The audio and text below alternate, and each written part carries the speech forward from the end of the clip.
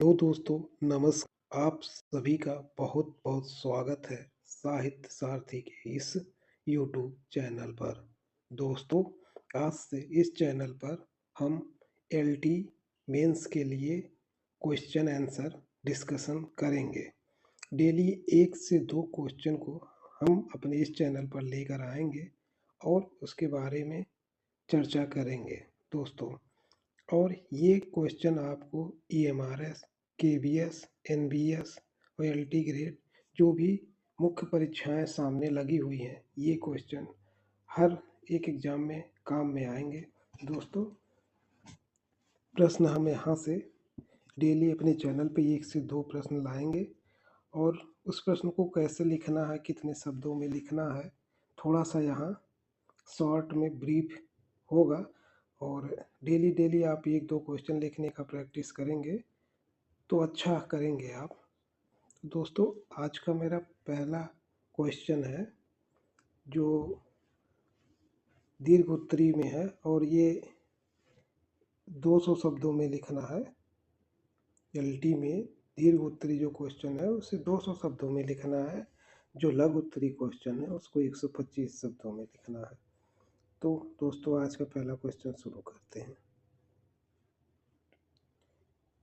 हिंदी साहित्य की प्रमुख विशेषताओं को स्पष्ट करते हुए सिद्ध साहित्य का वर्गीकरण कीजिए। ये दोस्तों आज का क्वेश्चन है हमारा। ये क्वेश्चन है दोस्तों, सिद्ध साहित्य की प्रमुख विशेषताओं को स्पष्ट करते हुए सिद्ध साहित्य का वर्गीकरण कीजिए। आपको पहले सिद्ध साहित्य की प्रमुख विशेषताओं को स्पष्ट करना है। उसके बाद सिद्ध साहित्य का वर्गीकरण करना है। उसके बाद कुछ उसके लास्ट में 5 से 10 नहीं, 2 से 3 या 4 लाइन में उसका निष्कर्ष भी आपको दे देना है। तो चलिए दोस्तों, शुरू करते हैं।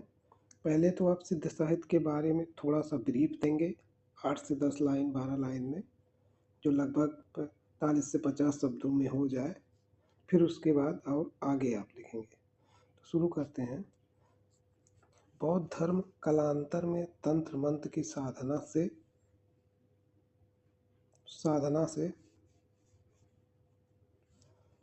में बदल गया था। बौद्ध धर्म कालांतर में तंत्र मंत्र की साधना में बदल गया था। महापंडित राहुल सांकृत्यायन के अनुसार बौद्ध धर्म अपने हीनयान और महायान के विकास तक पहुंचकर अब एक नई संज्ञा मिलने वाली थी। इसमें यह कह रहा है बौद्ध धर्म कालांतर में तंत्र मंत्र की साधना में बदल गया था और राहुल सांकृत्यायन के अनुसार बौद्ध धर्म अपने हीनयान और महायान विकास तक पहुंचकर अब एक नई संज्ञा मिलने वाली थी बौद्ध धर्म को। फिर है सिद्धों का संबंध इस प्रज्ञान से था। सिद्धों का संबंध इस प्रज्ञान से था जो बौद्ध धर्म से निकला है। उनकी संख्या 84 बताई गई।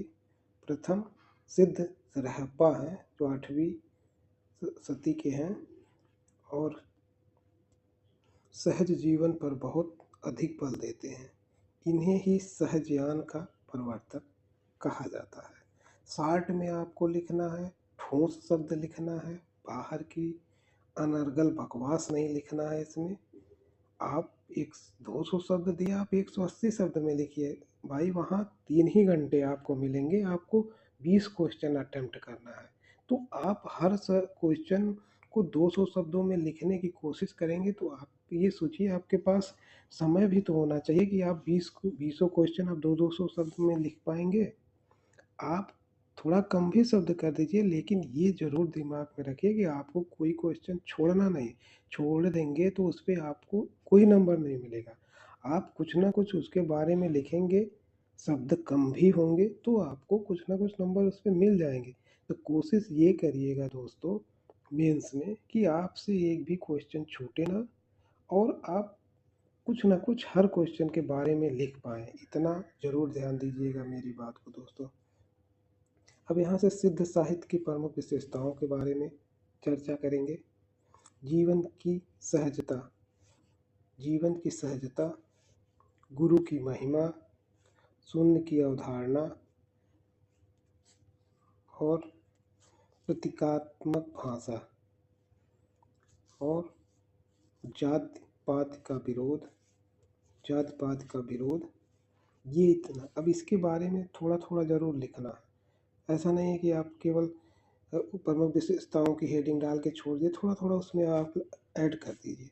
इन्होंने सहज साधना पर बल दिया और बाह्य आडंबरों, कर्मकांडों तथा तीर्थटन का कड़ा विरोध किया। उसके बाद गुरु की महिमा। सिद्धों ने ज्ञान प्राप्ति के लिए गुरु को अनिवार्य माना। सिद्ध में क्या है, गुरु को महान माना गया है। ज्ञान प्राप्ति के लिए गुरु का होना अनिवार्य है। उनके अनुसार गुरु ही वह मार्गदर्शक है जो साधक को महासुख की ओर ले जाता है। फिर है शून्य की अवधारणा। ये शून्य की प्राप्ति को ही मोक्ष मानते हैं। प्रतीकात्मक भाषा। इन्होंने अपनी अनुभूतियों को व्यक्त करने के लिए संध्या भाषा, जिसको उलटभाषी शैली का प्रयोग किया है।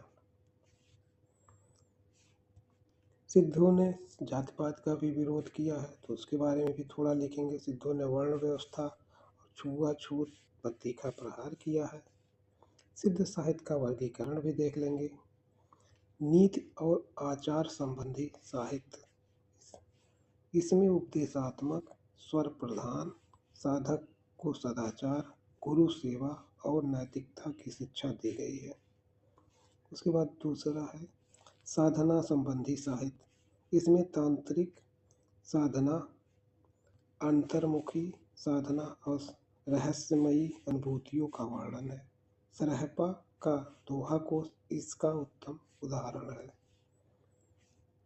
महासुखवादी साहित्य, इसमें साधना की उस अवस्था का वर्णन है जहाँ साधक शून्य में विलीन हो जाता है और परमानंद महासुख का अनुभव करता है। अब इसमें लास्ट में आप अपना कंक्लूजन, निष्कर्ष जरूर लिखेंगे, 5-6 शब्दों में जो भी हो सके। निष्कर्ष, सिद्ध साहित्य न केवल धार्मिक दृष्टि से बल्कि हिंदी की प्रारंभिक भाषा अपभ्रंश मिश्रित पुरानी हिंदी के विकास को समझने के लिए भी अनिवार्य है। इसी साहित्य की नींव पर आगे चलकर कबीर और अन्य निर्गुण संतों का संत का खड़ा हुआ है। ये आप इतना लिख देते हैं और आगे आप ऐसे ही लिखते चले जाइए।